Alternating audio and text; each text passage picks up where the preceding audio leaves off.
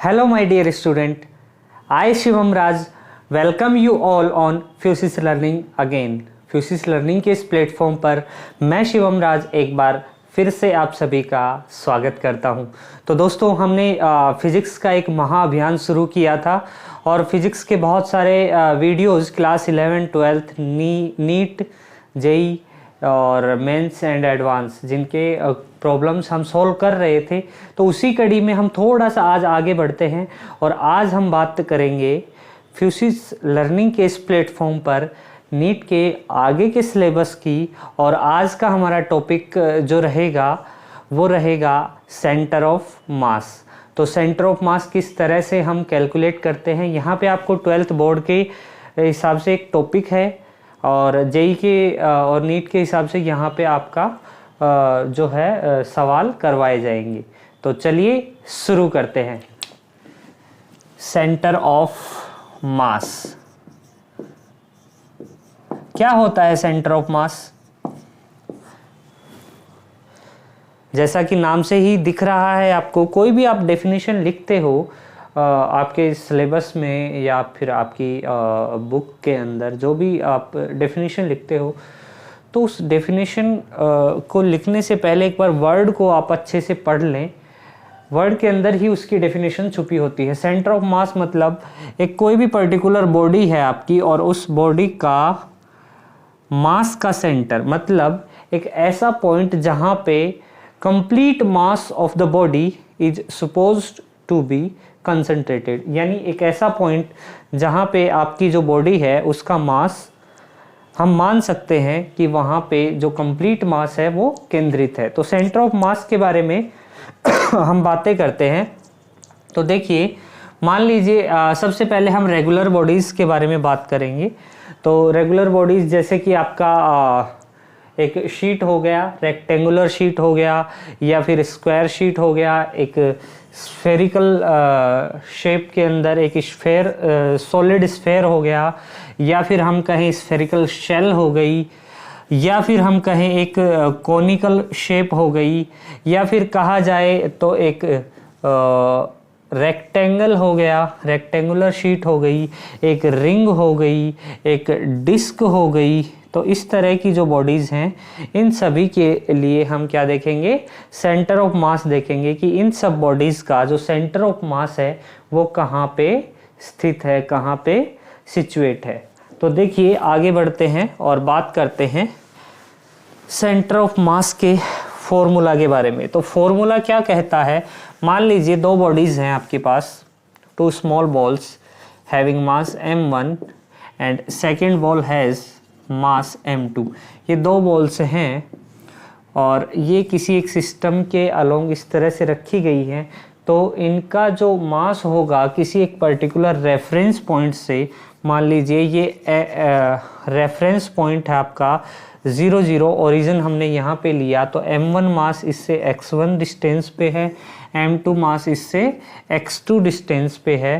तो हम क्या कहेंगे, ये जो डायग्राम है ऐसे बनाना सही नहीं होगा, हम इस तरह से बनाते हैं। देखिए, ये है आपका x एक्सिस, तो ये x1 डिस्टेंस पे है और ये आपका जो है m2 मास x2 डिस्टेंस पे है।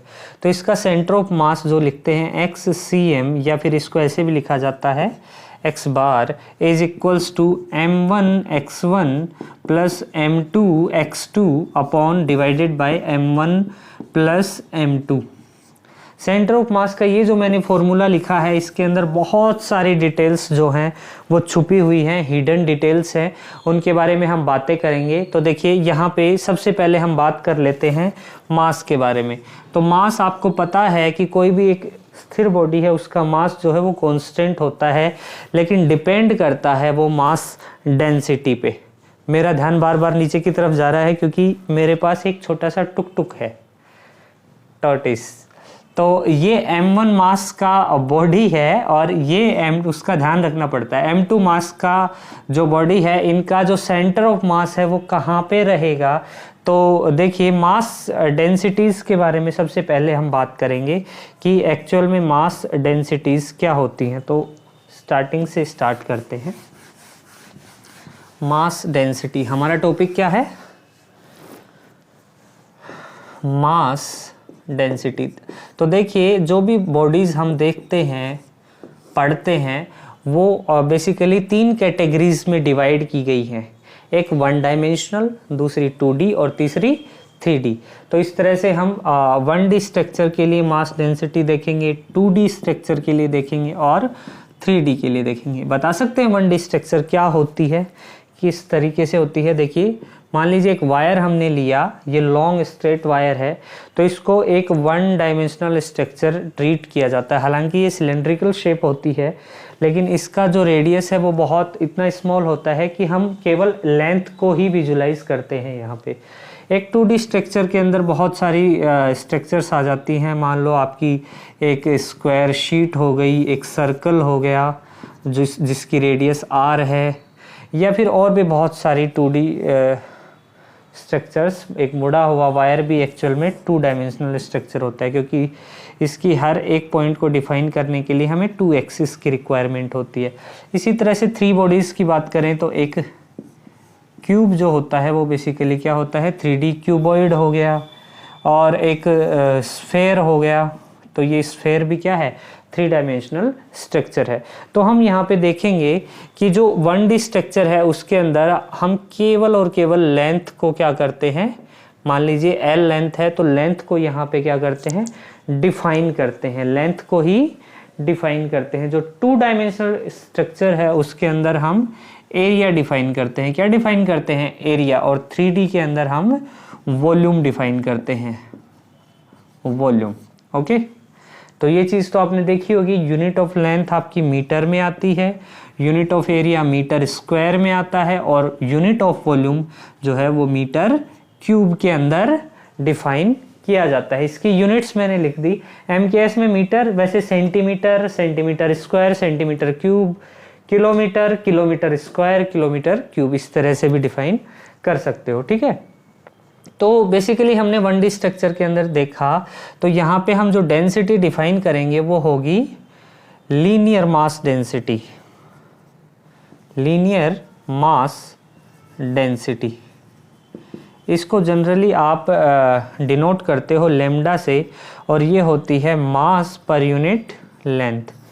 तो देखिए लीनियर मास डेंसिटी, अगर आपका बॉडी जो है, जो वायर है वो एक ही मटेरियल का बना हुआ है, तो हर एक जगह इसका जो लीनियर मास डेंसिटी है वो सेम रहेगा। मतलब इस पूरे वायर का जो लीनियर मास डेंसिटी है, अगर इसका एक छोटा सा एलिमेंट हम DL एलिमेंट काट लें तो उसका भी जो मास डेंसिटी होगा वो लैम्डा ही होगा, और उसको लिखेंगे, अगर इसका DL लेंथ है और इसका मास DM है, स्मॉल एलिमेंट का जो हमने क्रॉप किया है, तो वो क्या हो जाएगा, lambda is equals to DM upon DL, mass पर यूनिट लेंथ। तो ये क्या हो गया आपका 1 डायमेंशनल स्ट्रक्चर के लिए लीनियर मास डेंसिटी। इसी तरह से सरफेस मास डेंसिटी जो है आपका 2D के लिए होता है surface mass density. Surface mass density basically क्या, किससे डिनोट करते हैं, सिग्मा से, और ये हो जाएगा मास पर यूनिट एरिया, मास पर यूनिट एरिया। स्मॉल एलिमेंट के लिए लिखेंगे तो DM over DA, small element के लिए। एक स्मॉल एलिमेंट अगर हम DA क्रॉप करें यहाँ से और उसका मास जो है वो DM हो, तो उसके लिए लैम्डा क्या हो जाएगा, सॉरी सिग्मा क्या हो जाएगा, DM ओवर DA। इसी तरह से 3 डायमेंशनल स्ट्रक्चर होती है वॉल्यूम, और वॉल्यूम के लिए हम जो मास डेंसिटी यूज़ करते हैं वो होती है आपकी volume mass density, volume mass density. और जनरली इसको रो से रिप्रेजेंट किया जाता है, और अगर मैं रो का फॉर्मूला लिखना चाहूँ तो ये हो जाएगा M अपॉन V, और स्मॉल एलिमेंट के लिए DM over DV। I hope आपको समझ में आया होगा 1D 2D 3D के लिए मास डेंसिटीज़ किस तरह से डिफाइन की जाती है। एक होता है आपका लीनियर मास डेंसिटी, दूसरा होता है आपका सरफेस मास डेंसिटी, और तीसरा होता है वॉल्यूम मास डेंसिटी। सेम चीज़ें आपकी चार्ज के लिए भी लागू होती हैं। जब आप इलेक्ट्रोस्टैट पढ़ोगे तो वहाँ पे आपको बताया जाएगा, बताया भी गया है कि 1D के लिए आप यूज़ करते हो लीनियर चार्ज डेंसिटी। सेम ऐसे ही हम लेते हैं, वहाँ पे मास की जगह क्या होता है, चार्ज होता है। फ्रेंड्स मैं आपको बता दूं कि मास और चार्ज दोनों ही फंडामेंटल यूनिट होती हैं, फिजिक्स के अंदर हम पढ़ते हैं, और इनको सबसे पहले समझाया जाता है जब आप इलेक्ट्रोस्टैट पढ़ते हो। तो आप हमारे इलेक्ट्रोस्टैट के जो चैप्टर है उसके अंदर जाकर के, उन वीडियोस में जाकर के भी इन चीज़ों को अच्छे से पढ़ सकते हो। बहरहाल देखते हैं, मास डेंसिटी के बारे में हमारी बातें हो गई। तो यहाँ पे हमने एक फॉर्मूला लिखा था स्टार्टिंग में सेंटर ऑफ मास का, एक्स सी एम या X bar is equals to m1x1 plus m2x2 upon m1 plus m2। अब x1 x2 जो कोऑर्डिनेट हैं वो क्या हैं, एक ही डायरेक्शन में या कहें एक ही एक्सिस के कोऑर्डिनेट हैं। तो अगर इसी तरह से उसका y कोऑर्डिनेट भी अगर वेरी कर रहा है तो वाई सी एम या वाई बार m1 y1 से, m2 y2 से अपॉन m1 प्लस m2 इस तरह से डिनोट करते हैं। और z बार आपका हो जाएगा m1 z1 plus m2 z2 upon m1 plus m2। These three are the coordinates of center of mass if the coordinates of three different points are given in 2D space। अगर आपको 3D space के अंदर आपको x1 x2 y1 y2 और z1 z2 given है, तो आप इन formulas का इस्तेमाल करते हुए इजीली क्या निकाल सकते हो, सेंटर ऑफ मास कैलकुलेट कर सकते हो। तो देखिए, मान लीजिए फॉर एग्जांपल हमारे पास ये 2 डायमेंशनल स्ट्रक्चर है x और y, और इसके अंदर x एक्सिस के ऊपर एक रोड रखी हुई है जो कि 1 डायमेंशनल स्ट्रक्चर है। हम मास डेंसिटी पे बाद में आएंगे, पहले सिंपली हम बात कर लेते हैं। ये रोड जो है ये मासलेस है, और इस रोड के इस पॉइंट के ऊपर क्या रखा हुआ है, एक m1 मास रखा हुआ है, और जिसका मास है आपका 2 kg, और जो m2 मास है बिल्कुल आपका L डिस्टेंस के ऊपर रखा हुआ है, जिसका m2 मास है वो भी 2 kg ही है। तो हमें क्वेश्चन क्या पूछता है, क्वेश्चन इज दैट कैलकुलेट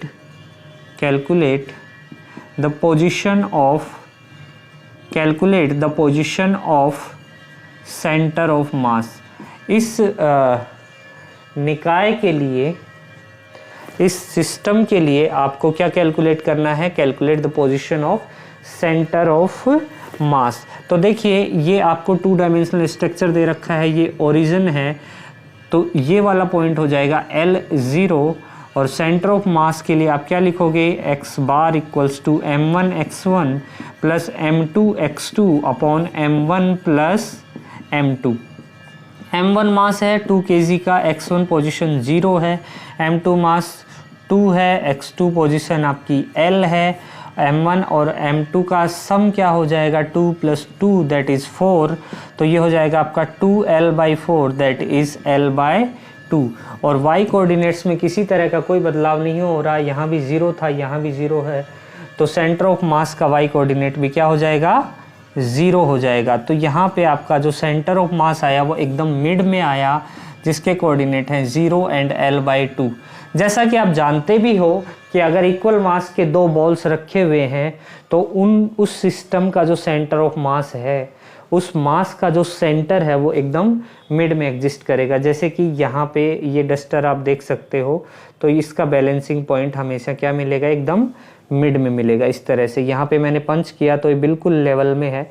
इसी तरह से इस रोड के ऊपर ये 2 मास रखे हुए हैं, ये रोड मान लेते हैं मासलेस है, तो यहाँ पे इसका सेंटर ऑफ मास एकदम मिड में होगा। नेक्स्ट वीडियो में सेंटर ऑफ मास से रिलेटेड बहुत अच्छे क्वेश्चन करेंगे, जेईई मेंस एडवांस तक की प्रॉब्लम्स करेंगे। तो मिलते हैं नेक्स्ट वीडियो में। Thank you very much. Talk talk.